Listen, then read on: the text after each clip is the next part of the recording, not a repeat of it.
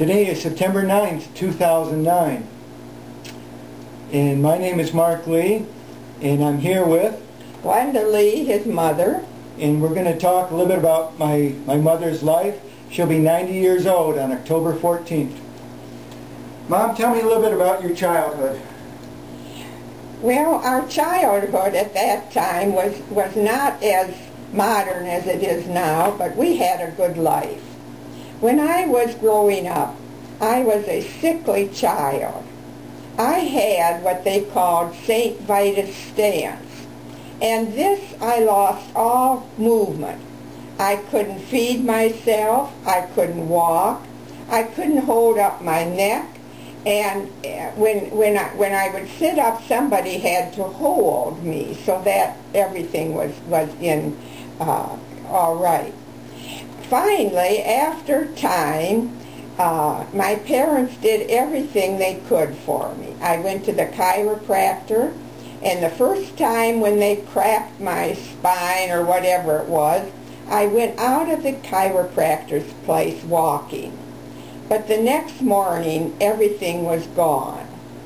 We also tried the radium light treatments, and this was supposed to help. Well, it didn't do anything. And then my dad got a gallon of the cod liver oil. This was the real fish oil, and I was to take so much of this every day. I got to the point where I couldn't tolerate it. I gagged, and even with orange juice and everything, it just didn't work. Time takes its course, and one by one, things came back to me. I was able to walk, I was able to hold my head, and I was able to feed myself and get around.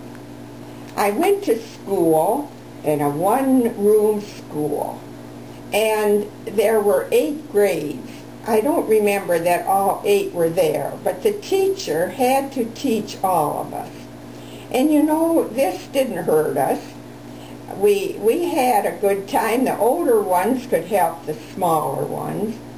And my first grade teacher was Mrs. Gall, and she came from Joliet and drove a little Ford coupe every day from Joliet to our little country school.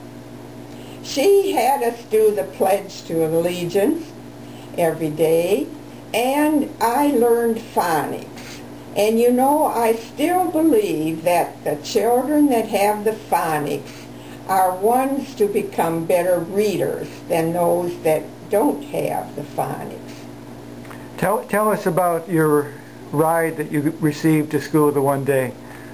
Well, we walked on a country road, and I was about a mile from Lombard School.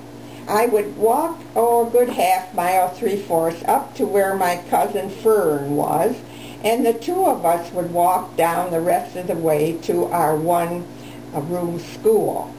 As we were walking one day, an older gentleman came along and asked if we wanted a ride. Well, we took it. But then he went by the school, and I said to him, "Oh, you passed the school." And so he stopped and let us out. But whether we'd have gone, who knows how far, I don't know. But that was an inkling to us that we don't accept rides from strangers. What was the hygiene around the drinking water at the school?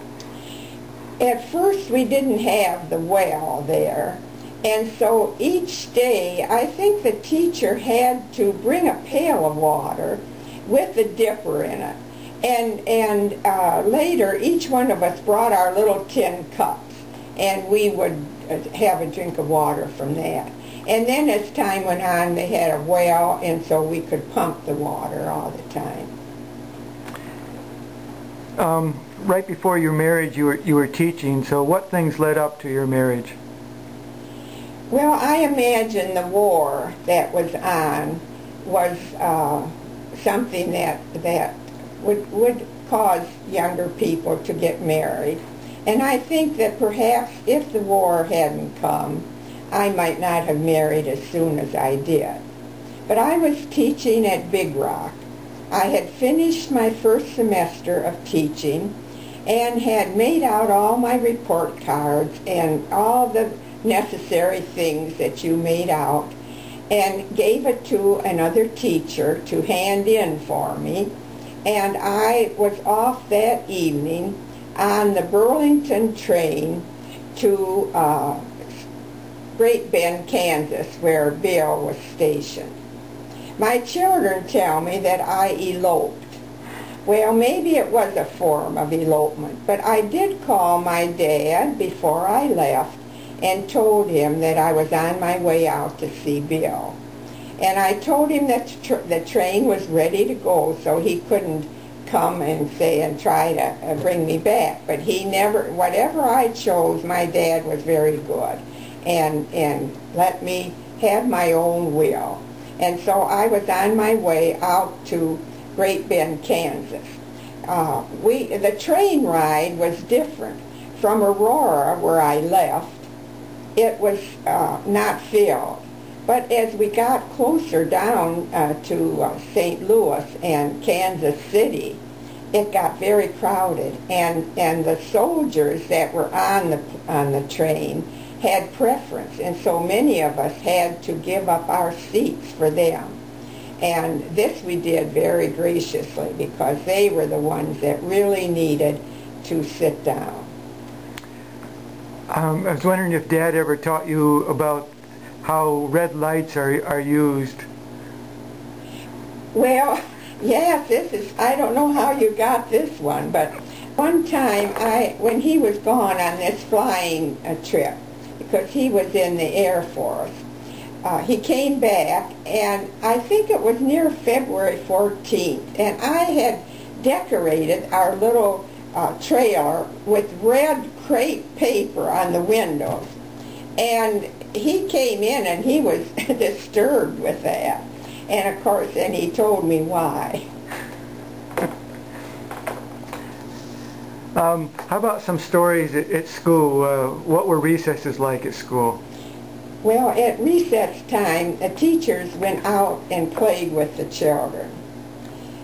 At first, when I was teaching, I decided to teach the children these circle games that we used to play when we were growing up and younger.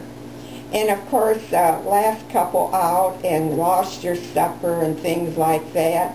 And it was a running game.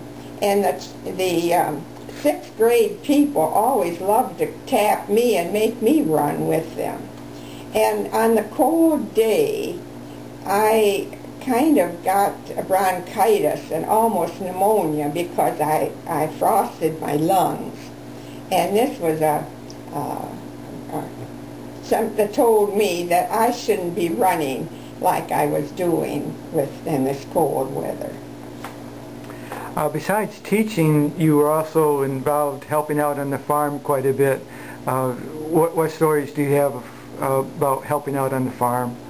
I used to disc with Bill as he would plow, and on the harvest time I would haul grain. This one year we were working together. He was plowing and I was disking up, getting ready to plant the crops. And he saw a place in the farmland that we were renting that it was sunken down, and he thought there was a broken tile. And when he started digging, all of a sudden an awful smell came. And this was the time when that nurse in Aurora had disappeared, and she had been killed, and her body was buried on the place where this sunken ground was. And so when I came around, Bill was there, and the smell was tremendous. The dogs from around got this and were there. And so my husband stayed, and I went back to our home and called the sheriff. And it wasn't too long before he was out and everything was put under surveillance, I guess you'd say. Mom, you were one of the first people to take up jogging, and I remember running a 6-mile race with you once. How do you spend spend your time up here at the homestead? Well, I exercise 4 days a week, and then I walk every day that the weather is permissible, at least 35 minutes of time. And even though I have low vision, when I'm on a low level, I can see well enough to find my way. And so I am so thankful that I can be so active yet.